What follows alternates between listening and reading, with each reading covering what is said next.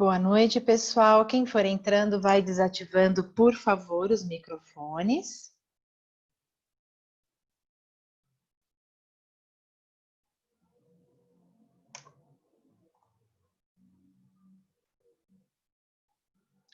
Ele está tentando entrar na sala, um momento.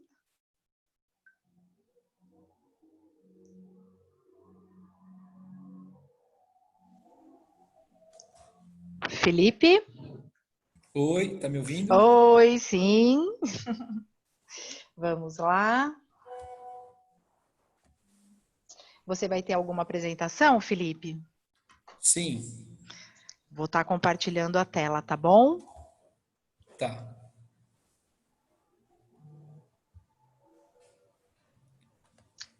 Você consegue... Ok.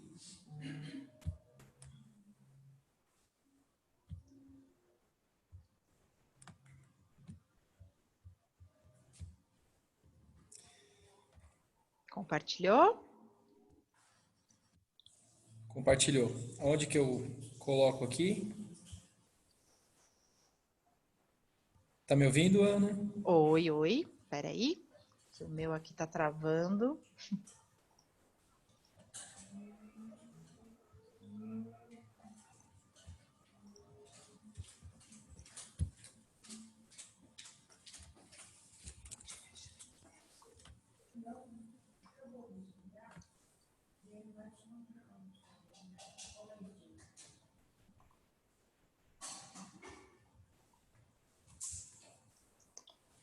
Peraí, Felipe.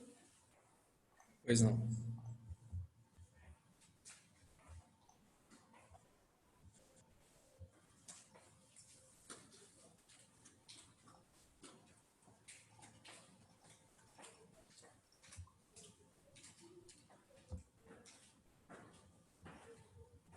Ok, tá compartilhado aqui.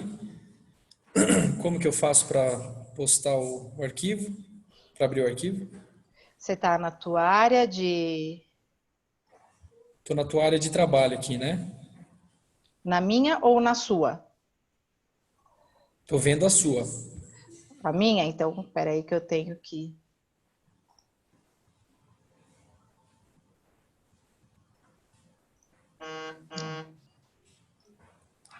Só me fala onde que eu tenho que entrar aqui. Certo. Peraí que eu já vou arrumar Onde? aqui, tá? Tá.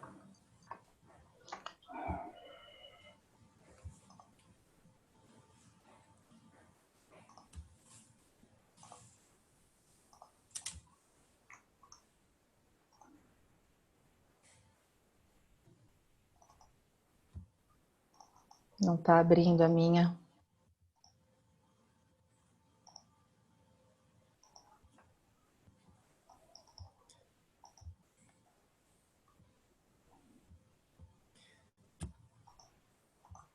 Ah, peraí, acho que eu consigo aqui, só um minuto.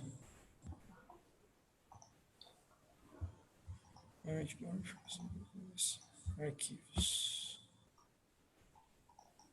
Ah, não, não dá. Pessoal, um momento, por favor. Que não tá indo, tá travando aqui.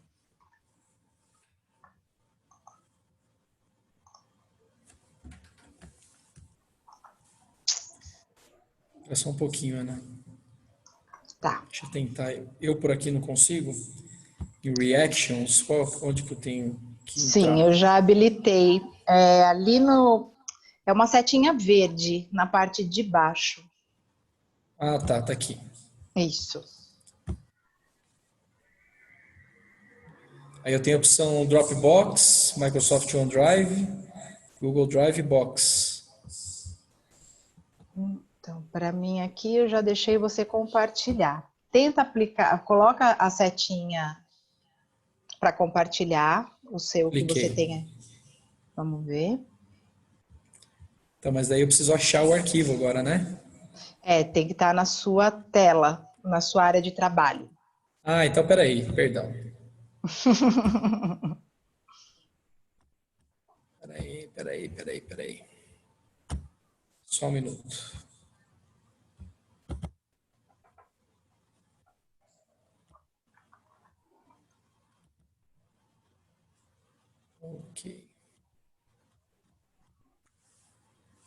Pronto, tá aberto aqui. Tá aberto? Tá.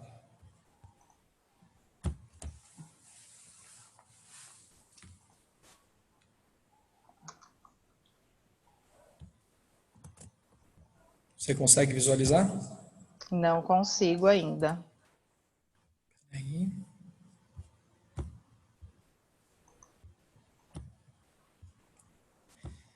Agora vai. Achei. Pronto. Viu aí? Pessoal, vocês estão vendo? Então? Eu não estou. Só Não você, está. Aninha. Nem Só eu você. tô vendo. Você tá linda aqui. Ah! Vamos lá, deixa eu interromper aqui de novo, Felipe, porque não tá indo. Ah, agora sim. Agora vem. Foram? Tá, só Sim. deixar no modo apresentação. Vamos lá? Vamos. Então vamos lá. Boa noite, pessoal. Desculpa o atraso, mas agora nós vamos ter a segunda palestra. Obrigado a todos por estarem aqui no primeiro simpósio virtual GitLab. Hoje nós vamos ter a palestra de PRP e PRF. Quem estará palestrando é o Dr. Carlos Felipe Massoni Garcia. Ele é farmacêutico bioquímico pela USP, pós-graduado em acupuntura e medicina tradicional chinesa pela Uni Santana, MBA em gestão empresarial pela Unifia, credenciado pela CEPO. É isso, Felipe? Isso. Na obtenção e preparo de plasma rico em plaquetas, diretor dos laboratórios Clima e Medite de Atibaia, presidente do grupo GitLab.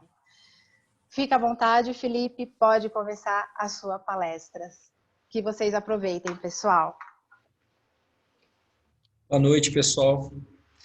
Obrigado pelo convite e acho que o intuito dessa palestra aqui é mostrar uma área uma parte, né, algo da área laboratorial que muitos não sabem que pode ser utilizada, que pode ser feita, né? E seria mais um negócio, mais um serviço oferecido pelo profissional de laboratório, tá bom?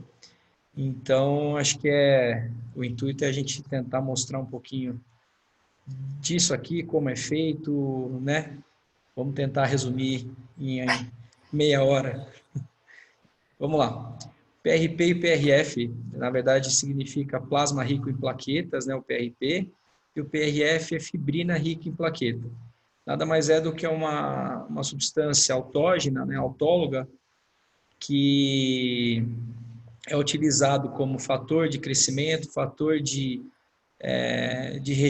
regeneração tecidual, em cirurgias, em procedimentos médicos, odontológicos, e vem sido muito utilizado, amplamente utilizado na área de maxilofacial, na área ortopédica, na área de estética, tá? Eu trabalho com isso há cerca de 2004, 2014,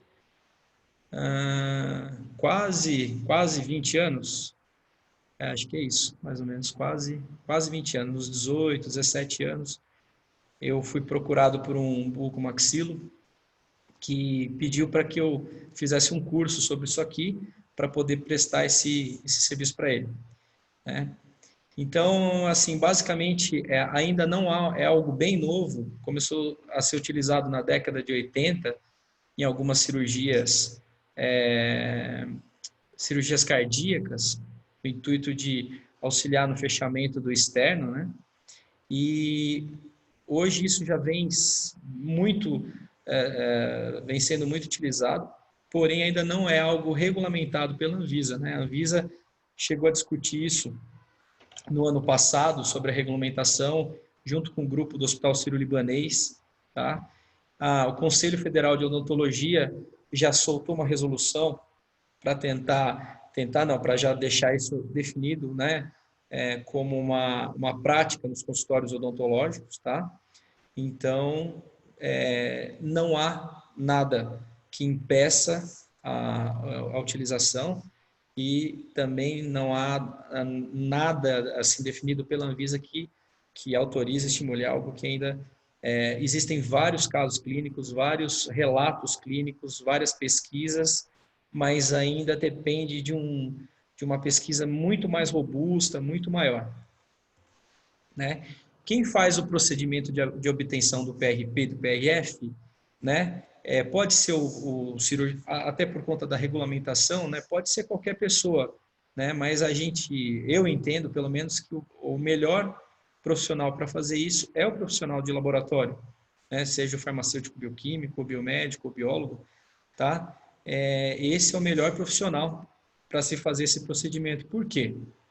Cirurgiões dentistas vêm fazendo cursos e comprando a centrífuga para fazer isso no consultório dele, né?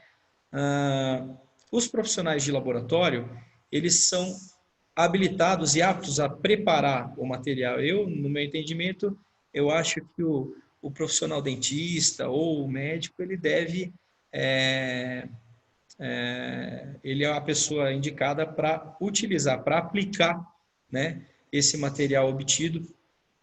E por que de tudo isso? As complicações, ela vem desde da dificuldade numa venopunção.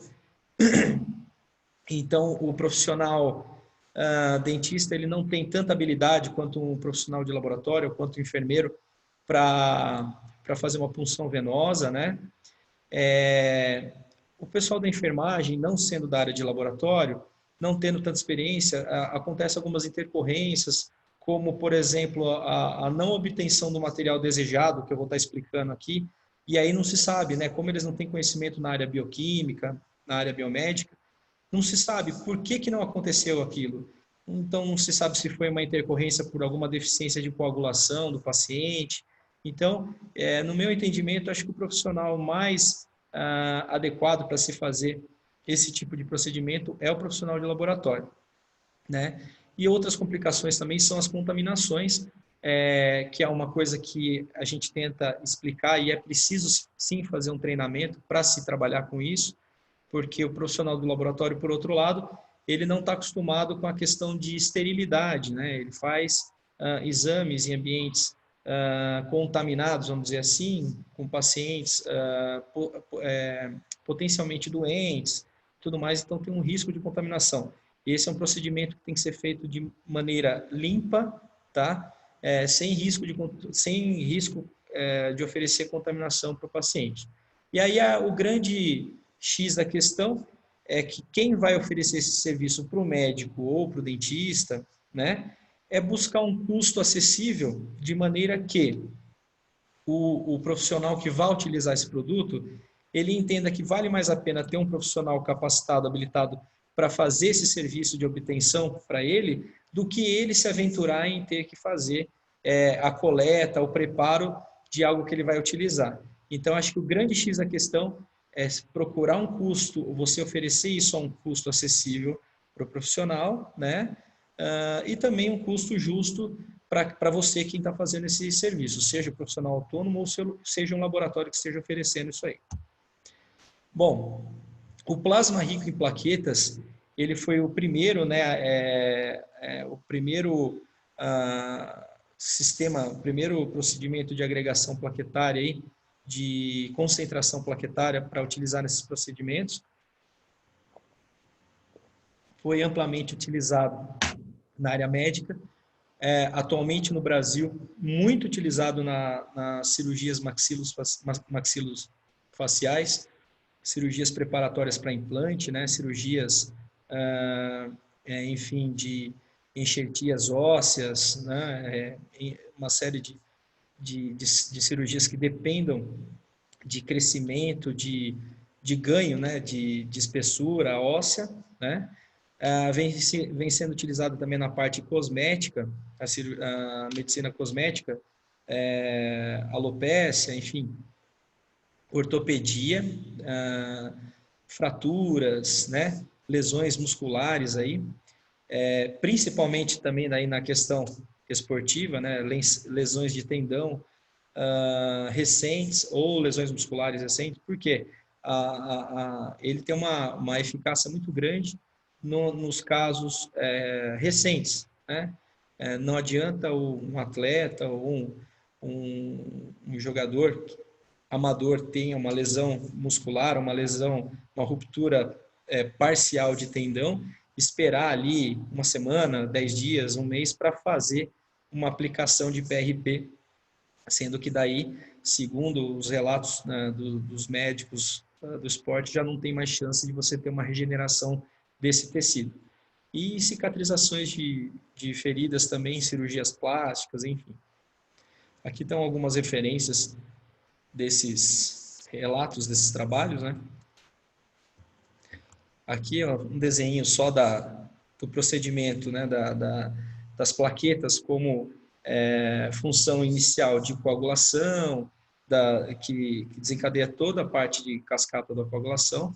Então, as plaquetas, além dessa questão de coagulação, ela tem fatores de crescimento que vão trabalhar em cima dessa indução tecidual, desse estímulo de formação de tecido, seja ele tendinoso, seja ele ósseo, tá bom? O procedimento do PRP, que é o mais antigo, né?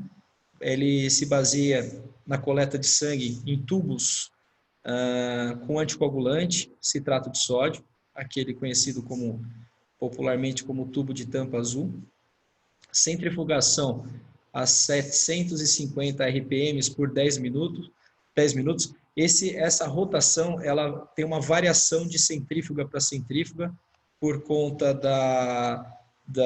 do eixo da centrífuga até o centro da caçapa, né? Então você tem que sempre tomar cuidado.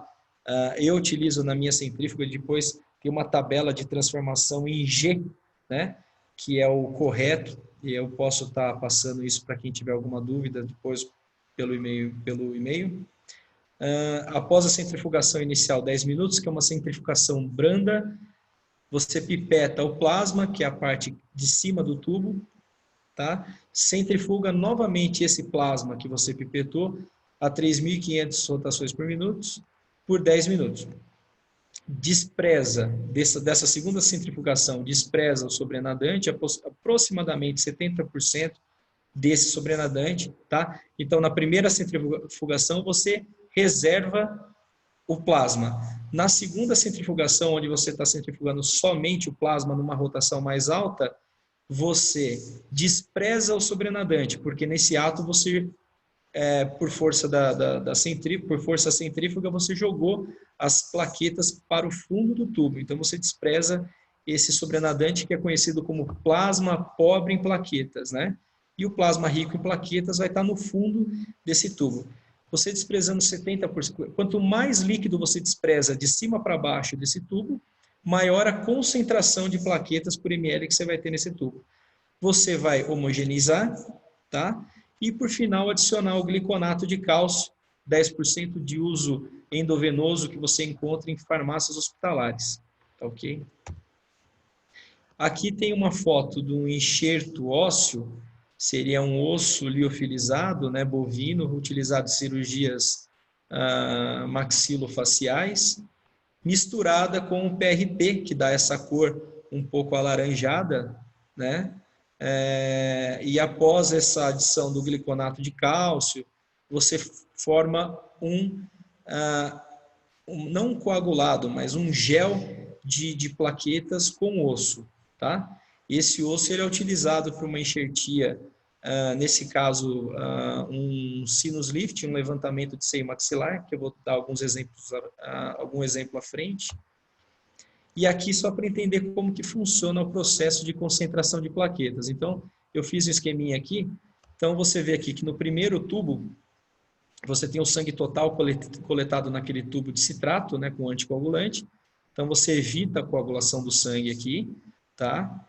E você, aqui num esquema, só para elucidar, você teria 2 plaquetas por cada quadradinho, certo? No seu sangue ali, tá? Após a centrifugação, a primeira centrifugação que eu citei, você coloca para baixo do tubo as hemácias, né? E o plasma fica com as plaquetas. As plaquetas ficam dispersas no plasma, Se vocês contarem aqui, né, a gente tinha aqui uma quantidade de plaquetas e essa mesma quantidade passa para esse tubo agora distribuído em 4 quadrantes aí, tá? Aqui eu tenho um outro tubo no mesmo esquema. Depois, a gente separa esse plasma de plaquetas, como eu falei, coloca em 2 tubos vazios, né, estéreis. A gente sempre trabalhando com material estéreo aqui para não ter nenhum tipo de contaminação. Você soma essa quantidade de plasma com essa quantidade de plasma, você tem essa quantidade de plaquetas e essa quantidade de plasma. Então, aqui a gente tem 6 plaquetas, modo de dizer, por quadrante. Quando você faz a última centrifugação, você concentra essas plaquetas, de modo que elas vão a 12, né, nesse esqueminha, por quadrante, seria por ml ou por, enfim, só para vocês terem uma noção do esquema de concentração de plaquetas. Aqui você tem 2 plaquetas, vamos dizer por ml, só para brincar, né, para falar, a gente teria 2 plaquetas por enfim, centímetro cúbico, ml, e aqui a gente tem 12. Então, o processo é mais ou menos esse. Você vai tirando o produto, a parte do sangue que você não vai utilizar e aumentando o número de plaquetas por ml. Bom, você utiliza em cicatrização e remodelação estética, né, facial. As plaquetas ela aderem ao colágeno exposto, liberação dos fatores de crescimento que existem nas plaquetas, remodelação podendo durar mais de 1 ano, né? Transformação de colágeno do tipo 3, substituído pelo tipo 1. Aqui eu vou passar rapidinho, porque senão a gente não vai ter tempo. Estudos em cultura para regeneração dérmica, né? Estimulação mitogênica, né? A proliferação celular por conta do PRP, de queratinócitos, né? Que são células presentes aí na pele, cerca de 70%, condrócitos, né, são que compõem a cartilagem, tecido nervoso e mioblastos, tá? Então, em cultura, observou essa capacidade de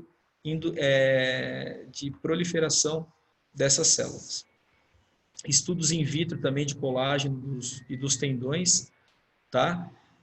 Promovem proliferação, induz a produção do fator de crescimento endotelial, que é o VEGF, que é um tipo de fator de crescimento, induz a produção de fatores de crescimento de hepatócitos, tá? Que é mais um fator de crescimento. Todos eles são, eles auxiliam nessa questão de proliferação tecidual. Cura de pele, né? Aqui foi feito estudo em biópsia de pele após aplicação de PRP, e após o 17º dia, cerca de 81% de melhora para os locais tratados com PRP, contra 57% de melhora para os locais controle. Então, você tem aqui um aumento aí de cerca de 30% na melhora nos pacientes tratados com PRP, comparado com o 25% mais ou menos, né? Comparado com os pacientes controle. E epitelização e granulação em 3 dias antes, né? Quer dizer, além de ser melhor, uma melhora maior para o pessoal tratado com PRP, você tem uma epitelização e granulação 3 dias antes do que do grupo controle. Quer dizer, é mais precoce. Além de ser melhor, é mais rápido. Então, tem a questão da velocidade também. Com alguns fatores de crescimento, que é o TGF-beta, que é o fator de crescimento beta-transformador, e o fator de crescimento derivado da plaqueta, o PDGF. Então, algumas características, né? Melhora a regeneração dérmica, age localmente, causa da migração endotelial, enfim. Vou passar rapidinho aqui, depois a gente disponibiliza isso aqui para vocês. Bom, o PRF agora é a 2ª geração de concentrado plaquetário. Tá? A primeira geração de concentrado plaquetário seria o PRP,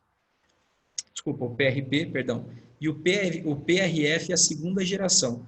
O PRF, o significado da sigla PRP é plasma rico em plaquetas, do inglês platelet rich plasma. Aqui o pessoal acha que é plasma rico em fibrina, mas na verdade não é, fibrina rica em plaqueta, platelet rich fibrin, ok? Qual que é a diferença? Fácil, muito mais fácil preparação, né? E quase totalmente que autólogo, ele quase totalmente que independe de produtos externos, como anticoagulantes ou como gliconato de cálcio na preparação, tá? Ele foi encabeçado e criado por um pesquisador francês, o Joseph Choucron, já esteve aqui no Brasil algumas vezes, por uma questão de dificuldade, por conta da legislação francesa, de se fazer um PRP, por exemplo, com produtos que não fossem autólogos. Tipos de PRF, né? A gente tem hoje o LPRF, né, que seria fibrina rica em plaquetas com leucócitos, e temos a fibrina rica em plaqueta injetável, tá? Então aqui é um tubo utilizado para a obtenção do PRF, são os tubos conhecidos na área de laboratório como os tubos de sorologia, de tampa vermelha, com ativador de coágulo, tá? Após o processo de centrifugação, que leva 12 minutos, ele tem que ser centrifugado bem próximo ao tempo da coleta. Então, a centrífuga ela tem que estar preparada já com o tempo certo e com a rotação certa, de tampa aberta, né, ligada, para que você faça a coleta próxima onde esteja a centrífuga e já coloque os tubos imediatamente na centrífuga para que seja centrifugado, tá? E assim você vai formar essa fibrina, né, após a centrifugação, e após a centrifugação, você vai abrir a tampa do tubo, tá? E você vai pinçar com uma pinça estéreo e vai fazer um corte com uma tesoura estéreo também, para separar somente essa fibrina aqui com alguma coisa de leucócito e hemácia que esteja aqui nessa zona de névoa, né, que é na divisa entre o plasma e entre as hemácias, tá? O IPRF, por sua vez, que é a fibrina rica em plaqueta injetável, ela é obtida nos tubos inertes, tubos de tampa branca sem ativador de coágulo. Ele fica num formato, também tem que ser colocado imediatamente para centrifugação, tá? Mas ele fica num formato mais liquefeito, onde você pode aspirar uma seringa e agulha estéreo, uma seringa e agulha estéreis, né? E que você possa fazer, de repente, a aplicação desse material diretamente, no caso, em estética facial, né? Ou você utilizar esse material para fazer um preparado com osso junto com esse, que eu vou explicar aqui para frente, tá? Então, o PRF, o procedimento dele, ao contrário do PRP, é muito mais simplificado. Consiste em coletar o sangue em tubos de 10 ml, de tampa vermelha, com ativador de coágulo, tá? Já deixar a centrífuga preparada, como eu disse anteriormente, né? Com uma velocidade calculada em 400 G, daí dependendo de cada centrífuga, né? No caso da minha, seriam 2.600 rotações por minuto. 2.600 rotações por minuto. Centrifugação dos tubos sem anticoagulante por 12 minutos, tá? Para a obtenção do LPRF, ou por 3 minutos do IPRF. Então, a diferença também aí no tempo, o tubo de tampa vermelha você centrifuga por 12 minutos, e o tubo de tampa branca você centrifuga por 3 minutos, na mesma rotação. Olha aqui como que fica, né, esse tubo que eu demonstrei anteriormente. Então, aqui você tem os eritrócitos, né, as células vermelhas. Aqui você tem a formação da fibrina, que é essa parte aqui clara e densa, que você vai puxar com a pinça. E aqui fica um plasma pobre em plaquetas, né, uma parte líquida, que também não vai ser utilizada para nada. você tirando do tubo daquela maneira, sempre tomando todo o cuidado para não contaminar, né? Você vai utilizar uma caixinha dessa, que é uma caixinha específica para desidratar aquela fibrina, né? Aqui você vai colocar uma tampa que vai pressionar, perdão, você vai colocar uma tampa que vai pressionar essa fibrina para desidratar, tá bom? Ou isso para você usar essa fibrina como aposição num sítio cirúrgico, ou você vai colocar essa fibrina nessa caçapa que ela vai desidratar de maneira que ela fique um botão para você colocar num alvéolo, né? Um paciente que fez uma extração de um dente do siso muito próximo, muito íntimo ao nervo alveolar, você vai pinçar essa membrana e colocar ali para você evitar parestesia, né? Qualquer tipo de complicação no pós-operatório ali. E isso aqui é o que é conhecido de steak bone, é utilizado seria um bife, né, de osso, né? Esse osso é um osso geralmente liofilizado, comprado pelos bucomaxilos, né, pelo pessoal da cirurgia, para fazer levantamento de seio maxilar. Ele é liofilizado, ele é um pozinho, né?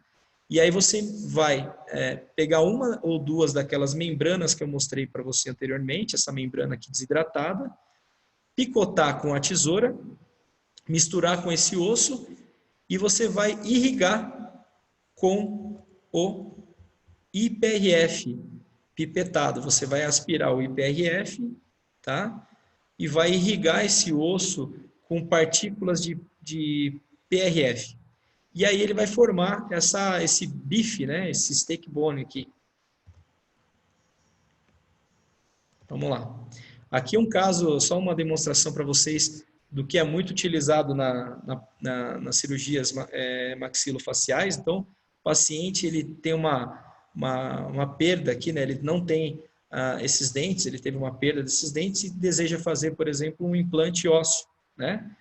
E aí ele não tem uma espessura óssea suficiente para fazer a ancoragem desse pino aqui. Ele precisa ter uma altura de osso aqui no leito do seio maxilar para que seja colocado esse pino. Aí o cirurgião ele vai utilizar exatamente esse material, que é o PRF, né, ou PRP, agregado com um enxerto ósseo para se colocar aqui. Então, faz-se uma incisão aqui na maxila, né? Abre-se uma janela óssea, que seria nessa lateral aqui, tá? Ele, muito cuidadosamente, ele levanta essa membrana do seio maxilar, tomando todo o cuidado para não romper essa membrana, porque isso aqui é muito irrigado, tem uma vascularização muito grande, e se rompido pode causar uma complicação no pós-operatório. E aí ele vem com aquele steak bone que eu mostrei para vocês e vai preencher essa área, dessa maneira aqui, ó, colocando, né, de maneira não assim, como se fosse um jato de areia, mas ele vai colocar pedaços aqui nessa região, tá, abaixo da mucosa aqui da membrana, tá, para que fique futuramente, né, posteriormente dessa maneira. E aí ele possa, após alguns meses, colocar esse pino aqui para fazer o implante desse paciente. Aqui é um caso de um cirurgião implantodontista que eu trabalho com ele. Esse paciente, vejam se vocês conseguem enxergar aqui uma radiografia, ele tinha mais ou menos essa altura óssea aqui no seio maxilar, tá? Então ele tinha essa altura óssea. E ao contrário do que a maioria dos cirurgiões fazem, de misturar o PRF ou o PRP com um osso, né, bovino, ou, né, enfim, um pouco de osso autógeno também, que são alguns casos, ele coloca única e somente a membrana de PRF aqui. Ele abre a janela ali do seio maxilar, tá? E ele coloca aqui a membrana apenas, tá? E olha para vocês verem a capacidade dessa membrana de PRF de induzir a formação óssea. Olhem para vocês verem aqui onde foi colocado esse pino de implante, a quantidade óssea que se ganhou aqui nessa região somente com o PRF. Então é muito impressionante a capacidade de indução, de produção do osso nessa região aqui. Cuidados não habituais para nós que somos da área de laboratório, né? Noções de esterilidade, né? Como qualquer profissional que trabalha em centro cirúrgico, você tem risco de contaminação com o paciente, então você tem que fazer um treinamento para na hora de manipular o material nunca contaminar com alguma coisa que não esteja estéril, né? Algumas cirurgias são realizadas em centro cirúrgico, outras em consultórios odontológicos, né? As cirurgias que são possíveis ali ou não, em centro cirúrgico, ou cirurgias médicas, né? Então você tem que ter todo um preparo para entrar a um centro cirúrgico, tá? Materiais e equipamentos exclusivos para essa finalidade. Não adianta você pegar a centrífuga do seu laboratório, pegar a maleta de coleta do seu laboratório e ficar utilizando para esse fim. Você tem que ter um material limpo, destinado somente para esse tipo de finalidade, porque você vai levar a centrífuga no consultório do dentista, você vai levar a centrífuga no centro cirúrgico, você vai fazer isso em loco, você não vai fazer isso de maneira alguma dentro do laboratório, por conta do risco de contaminação. Tá? Alguns materiais autoclaváveis, por exemplo, aquela caixinha metálica onde a gente desidrata o PRF, né, é uma outra dificuldade, né? O profissional ele compra uma caixinha dessa, o profissional nós, né, compramos uma caixinha dessa e essa caixinha você teria que usar com vários profissionais dentistas, né? E aí você não tem aonde autoclavar isso aí. Então o ideal é que o dentista, você consiga comprar uma caixinha dessa para um dentista, né, para ficar isso no consultório dele. Ela não tem um custo tão barato, né, ela custa um pouco caro. Ou uma outra opção é você utilizar placas de Petri, de vidro, dessas placas de microbiologia de vidro, que é um custo muito acessível somente para fazer a desidratação dessas membranas de sanduíche, né, em forma de sanduíche, para você poder utilizar. E aí você pode deixar uma em cada consultório, enfim, é muito mais fácil. Gente, era isso aí. Eu tentei correr o máximo possível para poder passar para vocês, mas o intuito desse vídeo, dessa palestra, é justamente mostrar que é um ramo a ser explorado pelo laboratório, pelo profissional de laboratório, né? E é isso aí. Se alguém tiver alguma pergunta, a gente está à disposição aqui, tem o WhatsApp, tem o e-mail, se quiserem fazer agora, fiquem à vontade. Vamos lá. Bom, pessoal, tem aqui, Felipe, uma pergunta para você. O doutor Rodrigo, do Laboratório São Lucas de Rio Claro, ele está perguntando qual o valor cobrado por este serviço? Até quanto tempo dura na bancada os produtos de PRP e PRF? Vamos lá, Rodrigo, obrigado pela pergunta.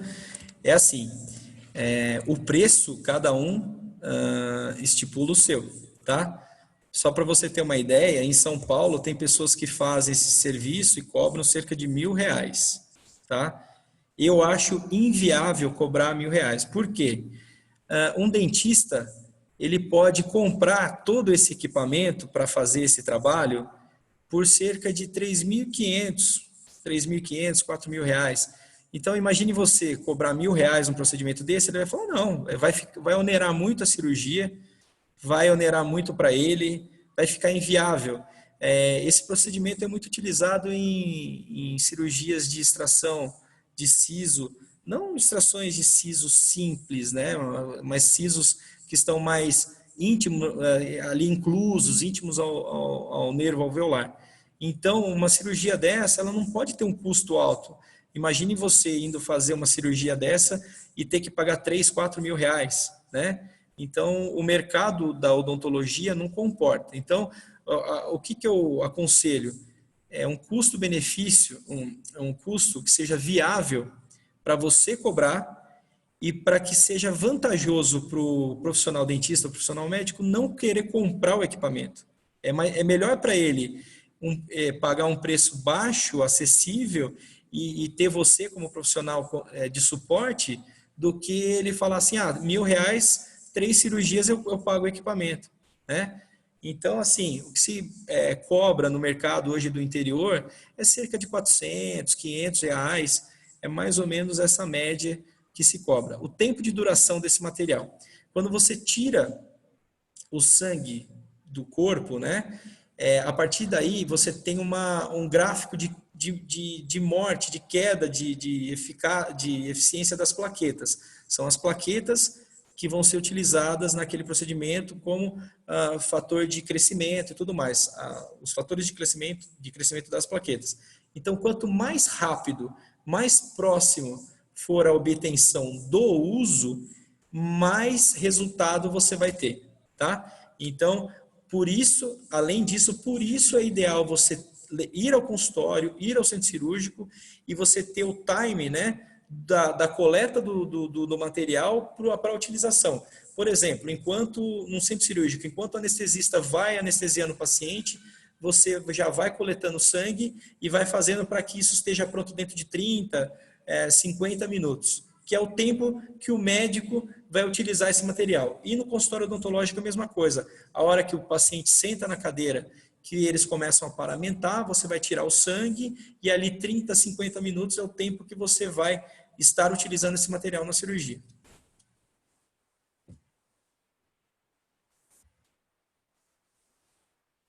Ok? Felipe, tem mais 2 perguntas aqui para você. Vamos lá. Vamos lá. O Frederico, ele está perguntando, Felipe, a quantidade de material coletado é padrão ou depende do tipo de procedimento? Boa pergunta, Fred. Depende do tipo de procedimento, tá? Então, por exemplo, no caso de um siso incluso unilateral, quer dizer, um siso ali de um lado só, a quantidade de PRP, de PRF que você vai utilizar, praticamente 2 tubos de 10 ml ali já seja o suficiente, entendeu? Ele vai utilizar ali uma fibrina para colocar íntima ao nervo ali no alvéolo e de repente mais uma fibrina para fazer o fechamento e suturar, né? Ao contrário de um sinus lift, de um levantamento de seio maxilar, que é uma cirurgia muito maior, ele pode utilizar até 8 tubos, né? A gente sempre faz aos pares por conta da centrífuga, né? A minha centrífuga, por exemplo, que eu uso exclusivamente para isso, ela tem 8 caçapas, né? Então, uma cirurgia maior, a gente procura sempre fazer ali 8 tubos de PRF, né? Ou 6 de PRF, 2 de IPRF para fazer aquela steak bone e sempre utilizar o máximo. Já teve casos que eu tive que fazer 2 procedimentos de centrifugação. Cirurgia muito grande, fiz a coleta, fiz o procedimento de centrifugação, né? Depois eu tive que fazer uma outra venopunção no paciente depois de 20 minutos mais ou menos para obter mais material e centrifugar. E mais uma pergunta do Cláudio. Na estética, há alguma vantagem em relação a outros procedimentos, como o Botox? E ele está parabenizando você pela apresentação também. Ô, Cláudio, obrigado, cara. Obrigado. Na estética, o Botox ele tem uma finalidade um pouco diferente, né, do PRP. Por exemplo, o PRP ele é muito mais utilizado na estética para suavização de rugas, né? Então, por exemplo, rugas de expressão, rugas faciais, você utiliza o PRP ali com agulhas de insulina correndo no suco dessa ruga, né, para você estimular a produção de colágeno e fazer um preenchimento ali para suavizar alguma coisa, né? Ou o microagulhamento com PRP também é muito utilizado. A finalidade do Botox é mais a questão muscular, ela tem uma durabilidade diferente, né? O que se avalia é tempo de permanência, né, desse tratamento no caso do PRP e o tempo do efeito do Botox, o quanto tempo ele fica ali, o quanto tempo ele dura, tá? Mas cada um tem tem uma utilidade diferente, assim, o Botox ele vai dar um efeito diferente do que é utilizado o PRP. O PRP é utilizado mais para um rejuvenescimento da pele, alguma coisa mais assim. Mais uma pergunta Do Dr. Alcides. Acredito que o profissional que vai aplicar o PRP sempre junto ao profissional farmacêutico se divide a responsabilidade? O doutor Alcides, obrigado pela pergunta. A responsabilidade, nesse caso, é de quem está aplicando, né? No caso da aplicação estética, é bem mais da questão, bem mais do profissional que está aplicando o material. Só que isso é difícil de mensurar. Eu trabalho com isso há, sei lá, 18, 17 anos, eu nunca tive nenhum problema. Eu faço cerca de 6 a 8 procedimentos por mês, mais ou menos, e eu nunca tive nenhum problema. Pelo fato do procedimento ser muito seguro, né? Eu trabalho na maioria das vezes com a parte de odontologia, maxilofacial. Então, assim, como é um produto autólogo, não tem contaminação, não tem rejeição, então, assim, o risco é muito baixo. Mas eu nunca ouvi nenhum caso, né, algum processo, alguma coisa, onde se teve, por conta do procedimento de PRP e PRF, que ficou a responsabilidade mais de um ou mais do outro, né? Aí vai, acho que muito do juiz de entender e tal. Num caso de problema, eu não vejo, eu não consigo entender de quem é a responsabilidade maior. Eu acredito que seja compartilhada, apesar, assim, a visão do judiciário talvez compartilhe, né? Porque pode-se entender que você fez uma contaminação naquele produto, tal. Mas eu, no meu entendimento, quem está aplicando, né? Eu falei a visão do judiciário, mas no meu entendimento, eu acho que quem está aplicando quem é a pessoa que pediu aquele procedimento, né? Da mesma maneira que um médico prescreve uma medicação e o farmacêutico dispensa, qualquer complicação é inerente à indicação médica, né? Ou enfim, eu penso que a responsabilidade seja mais de quem pediu, quem solicitou aquele procedimento. Então, eu acredito que seja assim. Muito bom. Bom, acho que terminaram as perguntas. Felipe, mais uma vez eu gostaria de te agradecer pela participação.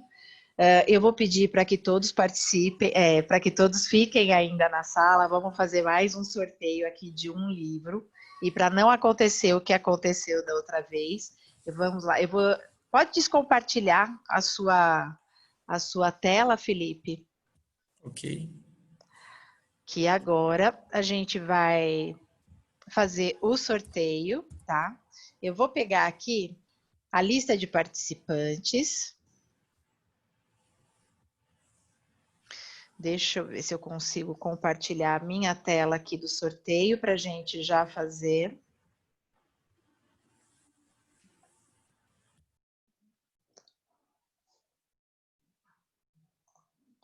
Vocês estão enxergando a minha tela?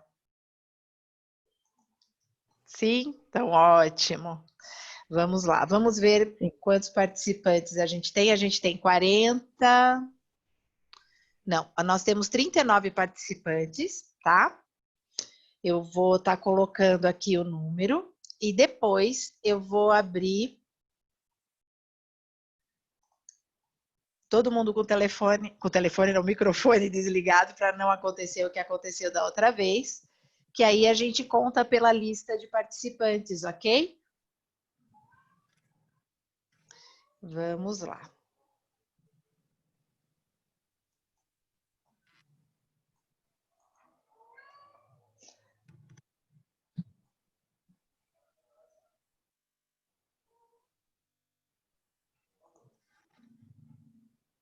O número 9.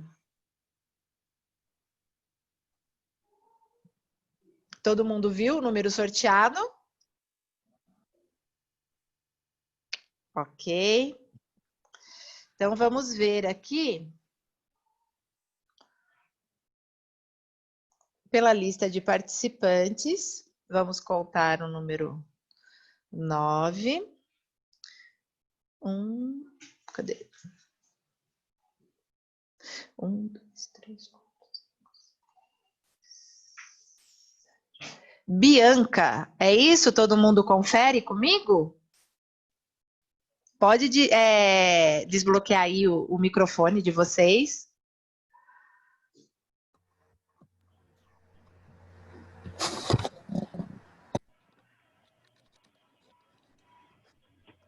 Sim. Pode ser? Então tá ótimo. Bianca, por favor, teria como você deixar para mim aqui no chat o seu telefone para que a gente possa estar entrando em contato com você para pegar suas informações?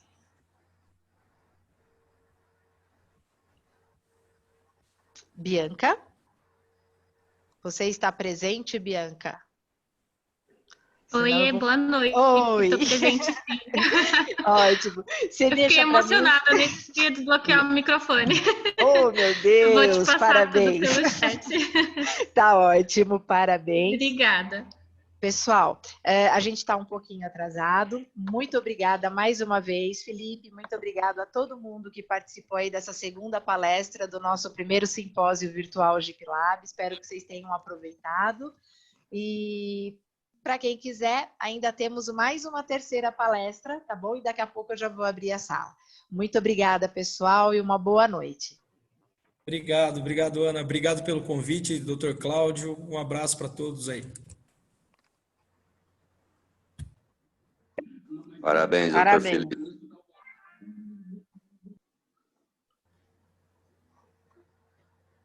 Pronto.